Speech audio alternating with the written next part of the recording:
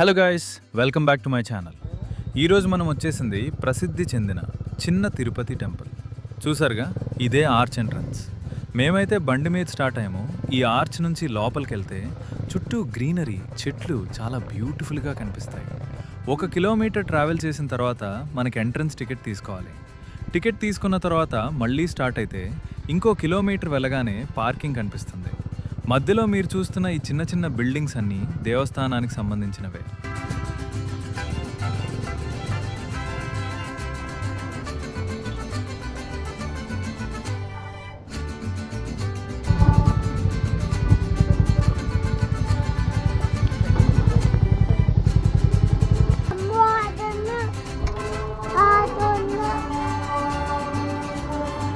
ఇప్పుడు మేము పార్కింగ్ దగ్గరికి వచ్చేసాం.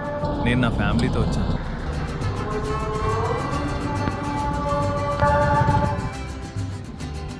మేము దాదాపు 250 కిలోమీటర్లు ట్రావెల్ చేసి వచ్చాం. ఇప్పుడు టెంపుల్ స్టార్ట్ అవుతాం. స్టెప్స్ ద్వారా వెళ్తే దక్షిణ ద్వారం ఎంట్రన్స్ వస్తుంది.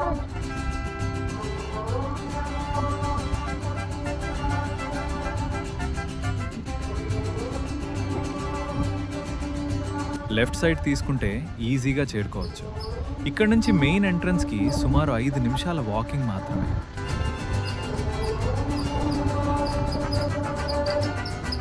చూడండి గైస్, ఈ క్యూ లైన్స్ ఎంత పెద్దగా ఉన్నాయో.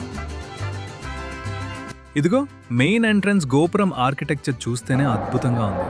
ఇక్కడ నుంచి లోపలికి వెళ్తే ఫోన్స్ అలౌ చేయరు. ఇది సాధారణ మార్గం కాదు. ప్రతి అడుగు ఒక భక్తి ప్రయాణం. చూడండి, ఈ అందమైన ఆర్చ్, శిల్పకళతో తీర్చిదిద్దిన ప్రతి స్తంభం పురాతన భారతీయ నిర్మాణ శైలికి ఒక అద్భుత ఉదాహరణ. ఇక్కడ నడుస్తుంటే మనసు ఆగిపోతుంది. కాలం నెమ్మదిగా సాగుతున్నట్టు అనిపిస్తుంది. ఈ స్తంభాల మీద ఉన్న విగ్రహాలు దేవతల కథలను మౌనంగా చెబుతున్నాయి. ప్రతి డిజైన్, ప్రతి చెక్కు భక్తి, శ్రమ, కళ ఇవన్నీ కలిసిన ఒక మహాకావ్యం. ఇక్కడి వాతావరణం మనసుకు శాంతి ఇస్తుంది. అంతేకాదు, మనలోని భక్తిని మరింత పెంచుతుంది. చిన్న తిరుపతి ఆలయంలో ఈ ఆర్చ్ కేవలం ఒక మార్గం కాదు, దైవానికి చేరే అనుభూతి. ఒక్కసారి ఇక్కడికి వస్తే మళ్ళీ మళ్ళీ రావాలని అనిపిస్తుంది. చూడండి గైస్, 4 గోపురాలు ఎంత అందంగా కనిపిస్తున్నాయో. ఇక్కడ ఒక ఇంపార్టెంట్ విషయం గైస్, లోపలికి ఫోన్ అనుమతి లేదు కాబట్టి మన మొబైల్స్ ఇక్కడే ఇవ్వాలి. మరొక మంచి విషయం ఏంటంటే నడవలేని వాళ్ళ కోసం స్పెషల్ ట్రాన్స్పోర్ట్ కూడా అందుబాటులో ఉంది.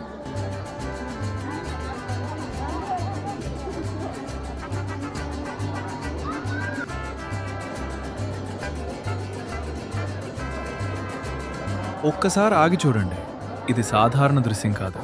ఒకే ఫ్రేమ్లో 4 గోపురాలు, 4 వైపుల నుంచి దేవుని పిలుపులాగా అనిపిస్తుంది. ఏ వైపు చూసినా అదే భక్తి, అదే మహిమ.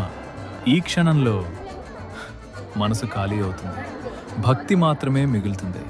ఇది కేవలం ఆర్కిటెక్చర్ కాదు, ఒక ఆధ్యాత్మిక అనుభవం. ఈ శిల్పాలు మాత్రం నెక్స్ట్ లెవెల్. చూడగానే రియల్గా ఉన్నట్టే ఫీలింగ్ వస్తుంది. ఇది కేవలం గోడ కాదు, ఒక మహాకథ చెబుతున్న శిల్పకళ. చూడండి, మధ్యలో ఆదిశేషుడిపై నిలిచిన మహావిష్ణువు, అనేక తలల నాగంతో దైవశక్తిని సూచిస్తున్న అద్భుత రూపం. చుట్టూ కనిపించే ప్రతి చిన్న శిల్పం పురాణ కథలను జీవంగా చూపిస్తున్నాయి. ప్రతి డీటెయిల్, ప్రతి చెక్కు అప్పటి కళాకారుల ప్రతిభకు నిదర్శనం.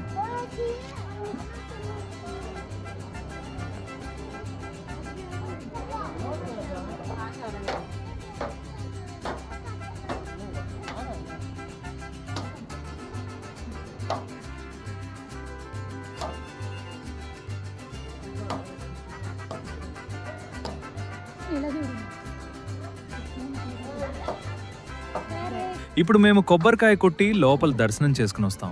బయటకు వచ్చిన తర్వాత మళ్ళీ వీడియో కొనసాగిస్తాను. ద్వారక తిరుమల అసలు కథ ఏంటి అంటే, ఆంధ్రప్రదేశ్లోని ద్వారక తిరుమల దేవస్థానం భక్తులు ప్రేమగా చిన్న తిరుపతి అని పిలిచే ఈ పవిత్ర క్షేత్రం వెనుక ఒక అద్భుతమైన కథ దాగి ఉంది. పూర్వం ఒక మహాభక్తుడు ఉండేవాడు. అతని పేరు ద్వారకుడు. ఆయన శ్రీ వెంకటేశ్వర స్వామిపై అపారమైన భక్తితో రోజూ తపస్సు చేసేవాడు. అతని భక్తికి మెచ్చిన స్వామివారు ఒకరోజు అతనికి ప్రత్యక్షమై, నీ కోరిక ఏమిటి అని అడిగారు.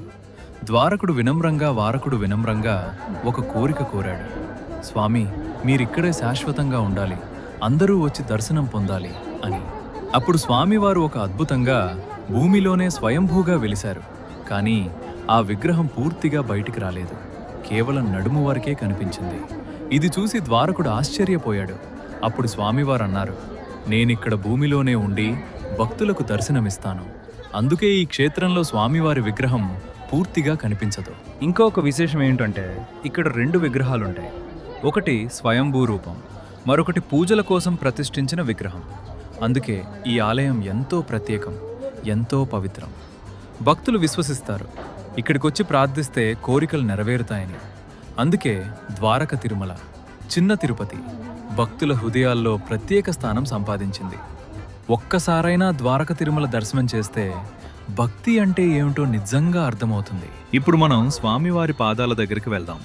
పడమర ద్వారంకి ఎదురుగా ఉన్న మార్గం నుండి వెళ్తే మనం కిందకి కెండా వైపు వెళ్ళాలి.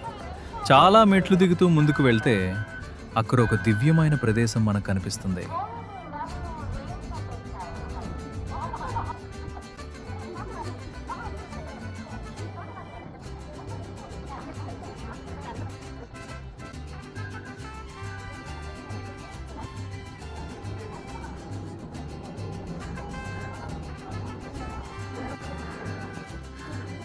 అక్కడే స్వామివారి పవిత్రమైన పాదముద్రలు దర్శనమిస్తాయి. ఆ పాదముద్రల దర్శనం తీసుకున్న తర్వాత మనసు పూర్తిగా భక్తిలో మునిగిపోతుంది. ఒక తెలియని శాంతి, ఒక దివ్య అనుభూతి కలుగుతుంది. ఆ తరువాత మనం అక్కడి నుంచి బయలుదేరి స్వామివారి ఉచిత భోజనశాలకి వెళ్తాం. అక్కడ భోజనం చేసి ఈ పవిత్ర యాత్రను ముగించుకుంటాం.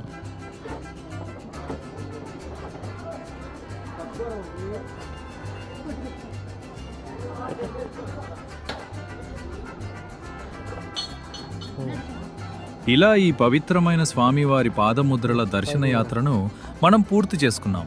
ఈ వీడియో మీకు నచ్చినట్లయితే ప్లీజ్ మా ఛానల్ను సబ్స్క్రైబ్ చేయండి, వీడియోను లైక్ చేయండి, మీ ఫ్రెండ్స్తో షేర్ చేయడం మర్చిపోకండి. ఇంకా ఇలాంటి భక్తి యాత్ర వీడియోల కోసం మా ఛానల్ను సపోర్ట్ చేయండి. శ్రీ స్వామివారి గోశాలలోని గోవుల నుండి సేకరించిన పాల ద్వారా